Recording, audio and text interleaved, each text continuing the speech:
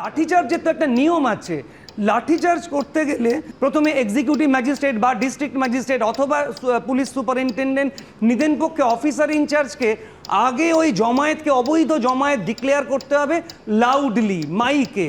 তারপরে তাদের ওয়ার্নিং দিতে হবে যে তুমি যদি সরে না যাও তাহলে আমরা লাঠি চার্জ করব।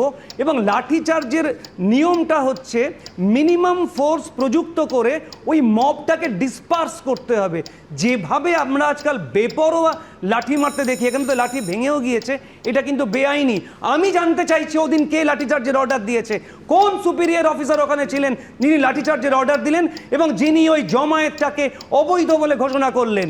লাথি মারা, সবচেয়ে বড় কথা, আজকে যদি একটা সাধারণ মানুষ কাউকে লাথি মারে সেটা হয়তো বেআইনি এবং অন্যায় হবে, কিন্তু ডিসিপ্লিন ফোর্সের পার্ট যখন কাউকে লাথি মারেন তখন তাকে সাসপেন্ড করে দিতে হয়, সাসপেন্ড করে তার বিরুদ্ধে মামলা রুজু করতে হয়, যেটা এখনো হয়নি।